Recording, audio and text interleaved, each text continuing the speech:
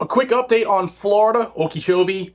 Okeechobee, they banned the Second Amendment, suspended the Second Amendment because of rain and wind. And I'm also going to touch on something else that has me actually fired up this morning, and that's the looting that's going on and why people need to wake up, stop depending on government, and realizing who is actually aiding and abetting the government and empowering these criminals. You're going to want to see this one. I don't want to put any sponsors on this, but I will drink a blackout coffee latte. I'm gonna do a little rant here, guys. I'm a little ornery. It was the longest travel day of my life. Woke up at 5 a.m. over there in San Diego, and I didn't get home until 1:30-ish a.m. here in Tennessee. But I am home to my family. For everybody who has checked in, thank you very much. It means so much. We're good here. We're good. But the surrounding area is not. And that's one of the things we're going to get into here and why your Second Amendment is paramount. Don't care what the government thinks. All right. So Okeechobee, Florida, the police chief thought he was the king and suspended the Second Amendment. Here's the notice again. If you didn't see the video I dropped on it yesterday, check it out. It is linked here above. I'll also try to put it in the description if I can remember past 7 seconds today. There's a follow-up. That order was rescinded, and I gave Florida Carry some props for the letter that they wrote, threatening lawsuit and actually demanding a $30,000 settlement, or they would sue. And I'm also going to give a shout out to Firearms Policy Coalition and Gun Owners of America. Firearms Policy Coalition, what did they do? They were in contact with the governor's office, and the governor's office, through Ron DeSantis, called the police chief and said rescind that order. He was ordered to rescind the order. Thank you to Firearms Policy Coalition for doing what they did as well. And then here's what they put out yesterday, they being the city of Okeechobee City Council. I'm going to read it to you, and I want to talk about what happened at this meeting as well. It says, Hurricane Helene landed ashore in Florida's west coast as a Category 4 hurricane late Thursday with winds of 140 miles per hour. Due to the onslaught of this hurricane, on Thursday, September 26, 2024, at approximately 8:30 a.m., the city of Okeechobee, through its city council, enacted emergency ordinance number 1297, which followed Okeechobee County's emergency declaration issued the day before. The city's emergency ordinance found that with the onslaught of Hurricane Helene, a situation existed that potentially constituted an immediate threat to public safety. Potentially. So they're going to violate your rights because of potential threats. Also to peace and order, and a threat to public and private property or persons. In these situations, local governments must act expeditiously when issuing emergency orders to protect residents from the potential of disorderly conduct in the aftermath of a major hurricane. Those who have lived in the aftermath of major hurricanes are well aware of this potential. In addition, issuance of an emergency ordinance is a prerequisite to qualify for reimbursement for any damages sustained to the public infrastructure or facilities. The emergency ordinance commenced immediately upon the declaration by the police chief and was therefore terminated by the police chief on or about 9:51 p.m. on the same date it was issued. The emergency ordinance was terminated for two primary reasons.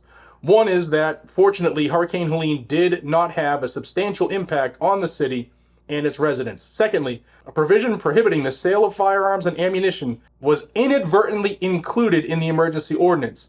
Upon discovering this, the city and police chief acted expeditiously to terminate the emergency ordinance. Safeguarding the life and property of its residents is a paramount rule and responsibility of the city. Nothing more, nothing less. At no time did the city or the police chief contemplate nor take any action to prohibit, confiscate, or otherwise regulate firearms or ammunition. Well, they're frickin' backtracking because the chief's signature was on that declaration, and he said straight out, you can't do any of that stuff. Don't carry it in public, don't sell it, don't offer it for sale, do nothing. Do not carry your gun, America, because you are not a cop or military, and we will be able to defend you from the hurricane and the potential looters. Well, that proved to be false as well, right? No cop in the history of man has ever been able to protect somebody in the instance they need it if somebody's kicking the door in and looting your home because of the hurricane damage. In fact, that happened not too far from where I am now standing here in Johnson City, Tennessee. Yes, 8 illegal immigrants, shocker, were breaking into people's homes when they were the most vulnerable. Before I get further into that and why I'm saying that, this is what Luis Valdez, who is the state director in Florida for Gun Owners of America, he went to that city council meeting, and this is what he said, putting them on notice. Thank you very much. My name is Luis Valdez. I am the Florida State Director for Gun Owners of America. We are in a national gun rights organization. I traveled here today specifically to bring up the issues that came up with your emergency declaration. As a 15-year veteran law enforcement officer who served both in South Florida and in the state of Florida through an official capacity through state government, I want to advise you guys that there's actually a number of issues with your emergency declaration. First and foremost, 870.043 is for riots and looting. It's not for hurricanes. The other thing is the notice that you guys released today, basically saying, hey, our bad, we didn't mean to ban the sale of firearms. That's not the only issue. You guys also said the intentional possession in a public space of a firearm by any person except a duly authorized law enforcement officer or a person in military service acting in an official capacity is basically verboten.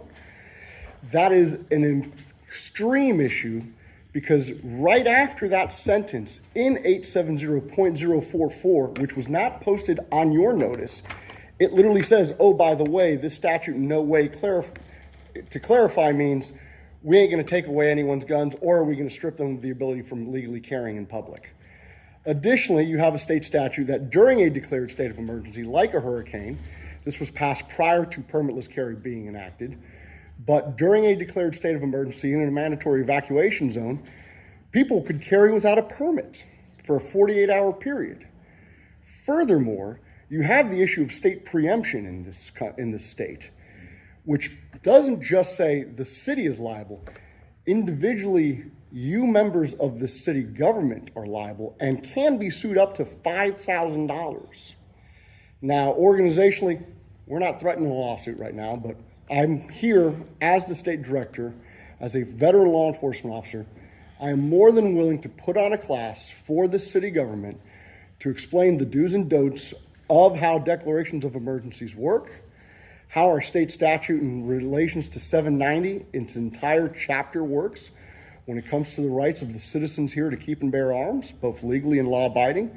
Because I could tell you this, disarming the public during a state of emergency doesn't work because criminals don't care. As a 15-year cop, I know criminals are criminals because they break the law. If there was an issue of looting, if there was an issue of criminality, the people being able, the law-abiding public, the residents of this community being able to be armed would be the most important thing to reduce crime. And this was brought up to our attention as a national organization because we have members nationwide. We have over 2 million members, and a number of them live right in this area, and they contacted me. And I drove down here specifically to bring this issue up to your attention. Gun Owners of America, we're the only no-compromise gun rights organization. We fight in Tallahassee, we fight in Washington, D.C., and we'll fight on the local level. And if you folks aren't aware, we even just filed a lawsuit in the state of Florida, in federal court against the state of Florida over the open carry ban. Because we don't care if it's a Republican or a Democrat issue, we care about the Second Amendment, and that includes everyone's rights. So thank you for having me here. If you wish to talk to me after this meeting, by all means, I will gladly leave my contact information. And again, GOA is more than happy to put on a presentation to the city government and its law enforcement agency for the do's and don'ts of how the Second Amendment needs to be properly protected. Because, hey, when we all rose our right hand to take that oath, we swore to uphold and defend those rights of everyone. So thank you for having me here. Thank you for your comments, and I hope you realize that we realize we made a bad mistake, and we will correct that in the future, I promise you. Thank you. It will not happen again. Thank you. I promise you that. Well, from my standpoint, I can't speak for the whole council. I think that we have learned a valuable lesson here. We made just a mistake by copying the old ordinance, and we will not do that again. So thank you very much. Solid work, brother. Love you. If I were you, and I texted him the same thing, so he knows I'm going to say this, I'd sue them anyway. Sue the shit out of Okeechobee and force the termination of that king wannabe. I still think he should lose his job, the chief of police. Why am I fired up? Because I was in a different land. I was in California when looting was happening not too far from where my wife and children were. I wasn't that worried because I know my wife knows how to handle herself and the tools that we have in this home, but I was worried for my community. The importance of you Americans understanding that the Second Amendment is there for you. It is a restriction on government. They cannot restrict it. They can't restrict your rights. They don't give you your rights. There are people who are still being looted in Tennessee and in North Carolina, and my message is to stay armed, America. I am seeing people come together to help people because the federal government isn't, and that should just drive it home. The federal government will never be able to help you when you need it. They're not interested in stopping criminals. Guys, stay armed. Stay vigilant. I've been saying that for years. Be safe, stay vigilant, and carry a gun. It's times like these that it should drive it home, because when people are at their lowest, no food, no water, no phone, no cell service, no internet. In fact, the internet's been going in and out here since the hurricane hit. People will do whatever they have to do to feed themselves, and if it means victimizing your wife, or your kids to get it, they're going to do it. And it's on us to be that sentinel for not only our family, but our community. Let me know what you think about that. I'm telling you, do not follow any of these freaking emergency declarations by people who don't have the balls to show up and stay guard for you. They don't have the stones to stand when they made this decision and say, yeah, I did that. That's my bad. I'll take the heat for that. Because they're inadvertently is what they said. It was inadvertently put in there that the police chief suspended the Second Amendment. Inadvertently. They didn't know that. Bullshit is what I'm saying. Florida Carry, GOA, FPC, and whoever else wants to get involved, SAF, come on in. Sue this guy.